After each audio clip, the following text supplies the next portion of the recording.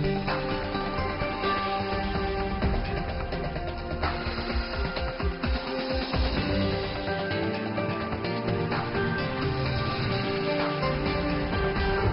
today's World Insight, controversy over KN95 masks at a time of global strain on medical supplies. What's with the holdup? And lessons from the deadliest influenza pandemic of the 20th century, in the words of a respected author. There's an enemy out there somewhere else. It's not us.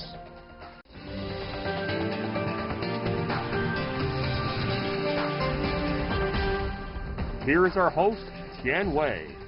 Hello and welcome to World Insight, coming to you live from Beijing. I'm Tian Wei. We begin today's program with the rapid spread of COVID-19.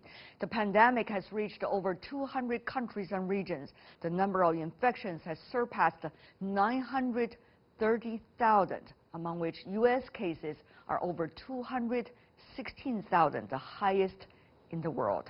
Medical supplies are in high demand, while China has been actively supporting other nations in containing the virus. But the U.S. made the decision to reject the Chinese masks imports. Take a look. The United States became the first nation with more than 200,000 COVID-19 cases, with a total death toll at over 5,000. That's amid shortages of medical supplies. Several U.S. states say masks, ventilators, and other vital equipment are running dangerously low.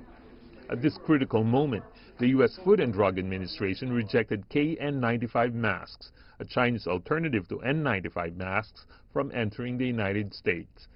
China's foreign ministry said different certification standards should not hinder cooperation between countries.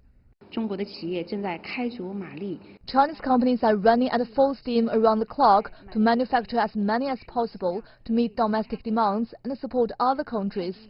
It's true that different countries and regions apply different standards when it comes to certifying these epidemic prevention and control products, but I don't think this should become a sticking point in cooperation in such areas.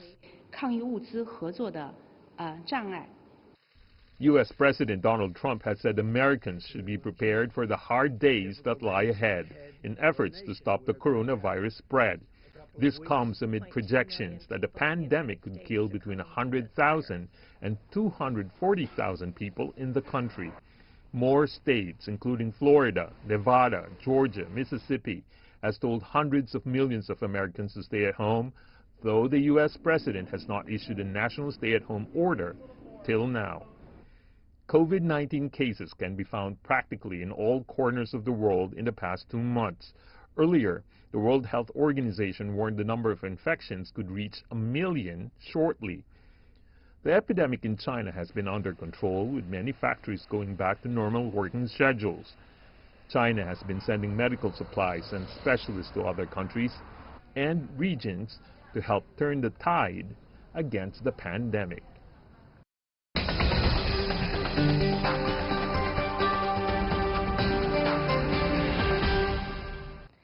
For more on the controversy of masks and what is really happening on the front line dealing with the fight against COVID-19, we are joined in Providence, the U.S. by Dr. Megan Ranney, an emergency physician and researcher at Brown University. In Beijing, via Skype, we have Liu Yuanli, the Dean of the School of Public Health at Peking Union Medical College. Last but not least, in Washington, D.C., we have Anna Ashton, the Senior Director of Government Affairs of the U.S.-China Business Council. I want to welcome the three of you. I hope you and your beloved ones are safe and sound for now. So let me begin by asking you, Dr. Ranney, I talked to you just days ago, and you were working so hard on the PPE, the protective gears for the professionals in the U.S. What is the latest? So honestly, nothing has changed substantially in the last 2 days, except that we have depleted the supplies that we already had in the United States. Current reports out from our federal government say that our strategic national stockpile of masks and other protective equipment are basically gone. All of them went to New York City, where they are so desperately needed, but that leaves the rest of the country with no stockpiles. We're working as quickly as we can to identify alternative sources of this desperately needed protective equipment. But unfortunately, the situation has gotten no better than it was when I talked to you a few days ago. Dr. Rani, I've been following your Twitter on a constant basis, and I saw photos and also videos you post there of your colleagues from around the country, how they are dealing with lack of equipment, lack of protection on the very front line, even working in the ICU. People's hearts are broken. Having said that, though, Professor Liu from China, I know you were also earlier from the very beginning involved in China's fight against COVID-19. Protective gears are extremely crucial for professionals, and without them, no one can be saved. So, Professor Liu, tell me more about your experiences earlier with China, and how would you like to compare notes with your colleague, Dr. Rani? Yes, I'd like to say at the beginning that having worked and lived in the States for more than 20 years before returning back full-time on 2013, my heart goes out to 5,000 families who lost their loved ones, and my heart goes out to the fighting doctors and nurses who are now in a very dire situation. Now, at the early stage of the coronavirus outbreak in Wuhan, China has lost some of its finest doctors and nurses due, on one hand, to the lack of awareness among doctors and nurses in non-infectious disease departments, and also due to inadequate supplies of protective medical gears. But that situation quickly improved as the need is realized. And just give you an example. When the 16 temporary hospital with over 10,000 beds were dismantled recently after completion of its mission for treating the coronavirus patients, not a single one of the tens of thousands medical workers got infected by the coronavirus. That's because all the healthcare workers took extremely care. There are strict procedures to go through preparation area, transition area, and then working area with layered of levels of protection. So I think at the critical juncture of time, protecting the lives of the healthcare workers should be absolutely the top priority. Right. Because one death, one fallen doctor is too many and too sad. Because with a rapidly rising number of cases and deaths, the healthcare system is being overwhelmed, and the doctors and nurses in the U.S. are at the highest risks of being infected. Absolutely. And they need to be protected. Absolutely, they need to be protected. Any doctors, any nurse that are working so hard these days, they are saving our lives. We should help to save their lives. Dr. Rani, before I go to Ms. Ashton about some of the details regarding the business area, let me ask you, how are you said earlier, together with your colleague, try your best to find sources. How are you finding sources? What are some of these sources? What kinds of help do you need, really? Through what kind of channel can you get it? Yeah, so as I'm sure Ashley will talk about, the supply chain in the United States right now is desperately broken. Governor Cuomo of New York State said a couple of days ago that he felt like it was 50 governors on eBay bidding against each other for ventilators, and we're in a similar situation for masks. The challenge is there are a lot of scammers out there, so people who claim to have access to masks but don't actually have them. And then, of course, we're challenged in terms of imports right now as well. A lot of American manufacturers are trying to ramp up their ability to make this protective equipment, but it takes time to retrofit production facilities. So right now, we're relying largely on donations from existing supplies, so things like beauty salons or construction facilities, or again, manufacturing facilities that may have N95 masks to protect their workers from dust and small particles. a large part of what we're doing right now is trying to mobilize those donations. We have a website, getusppe.org, to help facilitate that. But we're also looking for trustworthy suppliers, which is challenging. Let me go to Ms. Ashton. Now, the heavy task of where to get the PPEs probably is also with the business community. Tell me more about exactly what's going on now, given your knowledge with the government procedures and also different standards and also the recent regulations. What's going on, Ms. Ashton?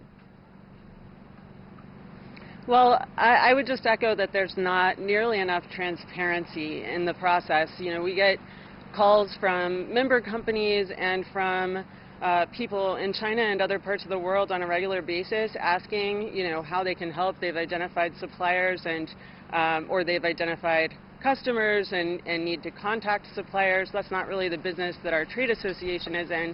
But, you know, even trying to figure out the clear path forward for the suppliers and the buyers to be connected and vetted is not simple. On top of that, there's the fact that there's a lot of discouragement, I guess, of importing from China, even though there's no possible way for us to ramp up production fast enough to meet the demand right now.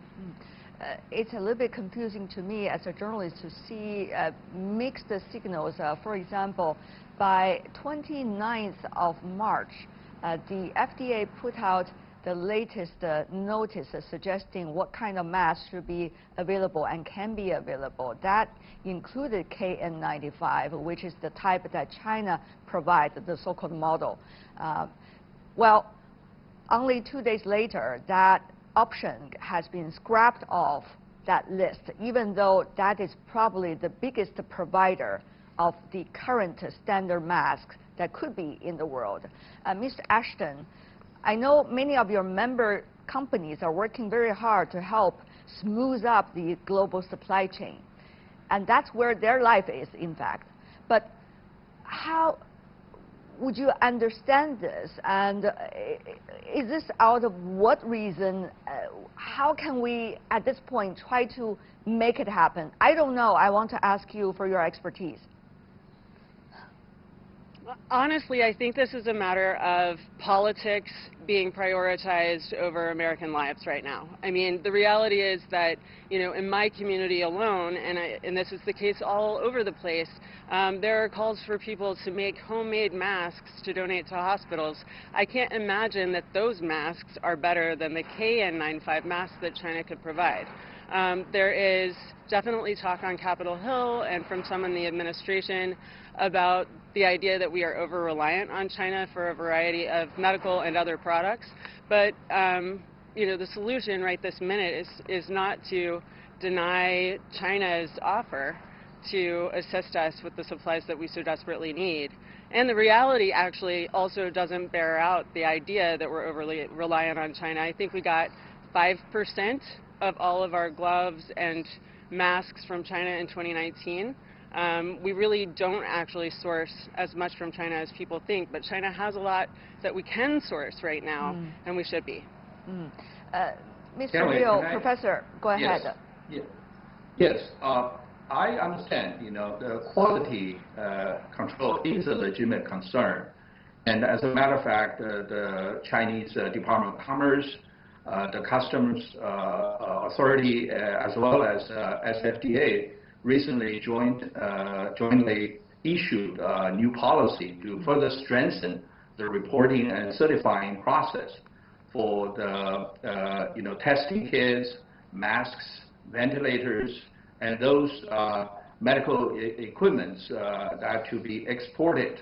So China has been trying very hard to you know, enhance the quality control, not just for the exported goods or services, but for our domestic consumption as well. But I think the U.S. concern for quality control should not stand in the way of making as soon as possible available those protective gears to the frontline healthcare workers. It's really heart-wrenching to see people have to wear homemade masks or go by the trash bags. I recently read a story about a doctor working in Minnesota who was stopped on the highway for speeding. And when she was handed back her license, and she was very surprised to find 5 gloves, a mask handed by the police. You know, I will be the last one to imagine that the richest country like the United States would have to suffer inadequate supply of protective gears for the hard fighting doctors and nurses.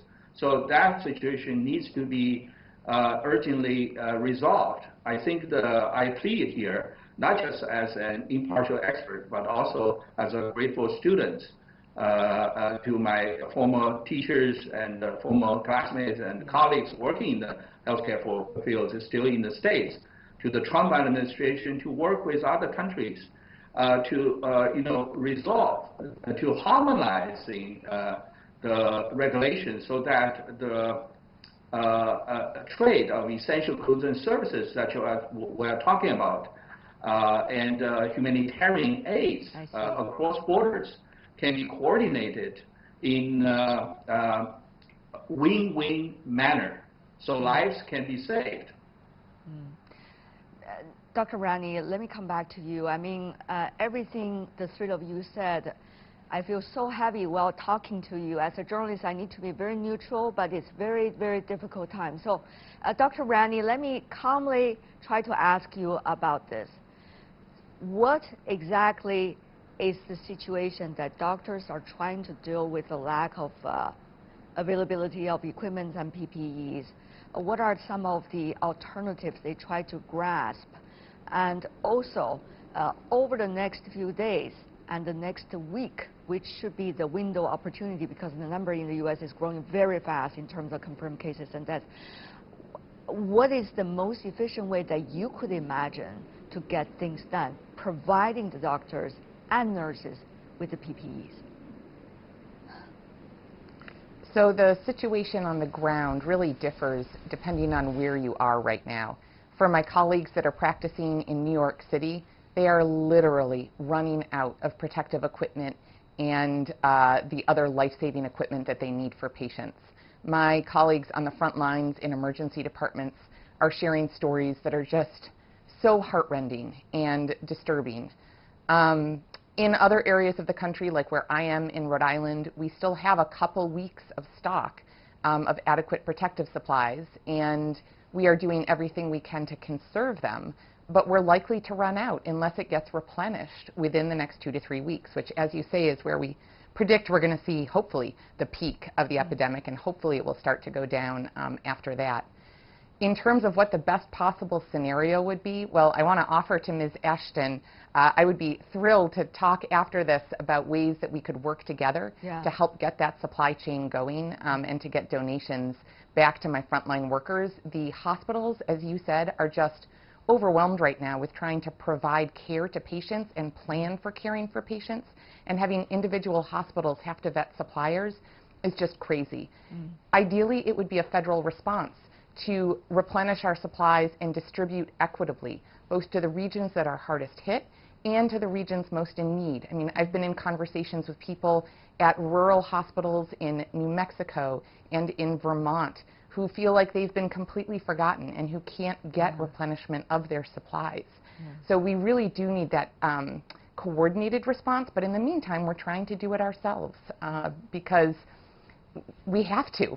I can't sit and see my friends and coworkers or myself put at risk. And every day that I go into the emergency department, it is with, a little bit of fear, which I don't normally feel when I walk into the ER. We still have great camaraderie and a great team, but we need adequate supplies. Let me tell you, Dr. Rani, Ms. Ashton, I've been talking to her on and off for years. She's a very supportive person. I'm sure she will be in contact with you about that. But Ms. Ashton, let me come back to you. I know for you and also your member companies, it's also very difficult because the policies are just not clear. And it's about this today and then about exactly the opposite the next day, making the business community totally confused. particularly now, the cost of business is running so high, as we all know. So, Ms. Ashton, can you figure out something with your member companies? What were some of the earlier experience that maybe can be applied? Can you maybe in contact with Professor Liu, with some of your colleagues that you know in China, and also to try to work a shortcut in a way, Ms. Ashton? Well, we can certainly try. I mean, we also do have member companies that specialize in doing things like vetting sources and making sure that the supplies are what they are supposed to be. So at the very least, we can put Dr. Rani in touch with some of those companies to help try to get the things that she needs, and I hope we're able to be successful with that. Ms. Ashton, thank you a million. I would say that on behalf of Dr. Ashton. Dr. Ashton, you want to quickly respond to that quickly?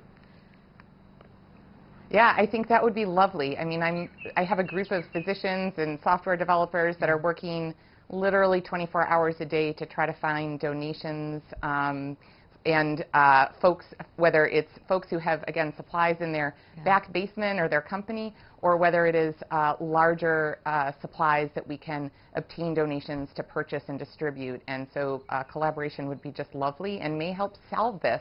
Again, ideally, this would be done on a government level, but in the meantime, we have to do it ourselves. Professor Liu, also from Beijing. Can I Go ahead. add one thing? In the field of medicine, there is a so-called rule of compassionate use pertaining to the situation of public health emergency where drugs indicated for other diseases can be and should be allowed to use for the new treating novel diseases without subject to the normal regulatory restrictions. Yes. So in the complicated products like medicine or pharmaceutical products, there is such compassionate use.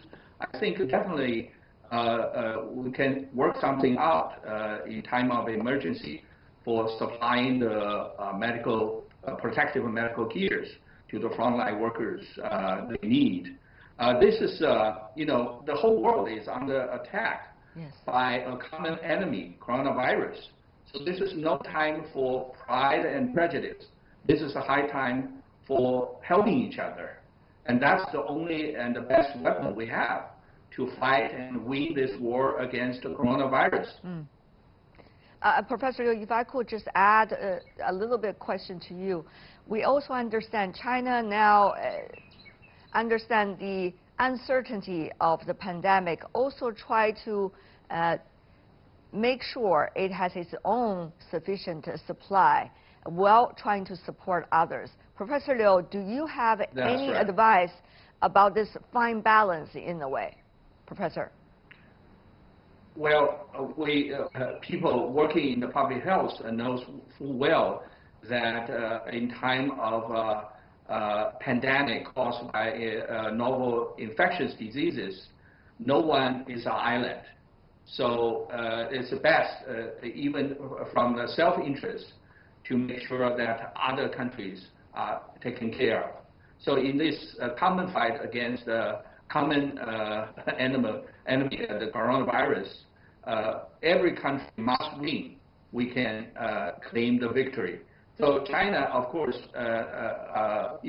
after a heart-wrenching fight, brought a domestic transmission of the virus, the epidemic, more or less under control. However, we are facing increasing challenging of risk from outside China. So we are making sure we are constantly on guard against the second wave of possible sporadic epidemics anywhere. But at the same time, we're working. We like to work closely together. Actually, increasing number of medical teams are sent to different countries to help. And this is, like I said, a world war. Yeah, we are all in this together. We are all in this together, indeed. I want to thank the three of you who have all been working very hard in order to fight this war against the virus. Really appreciate it. I really hope there will be real provision of PPE to the real workers on the front line. Thank you so much, Liu Yuanli, Megan Ranney, and Anna Ashton. All the best to you and your colleagues.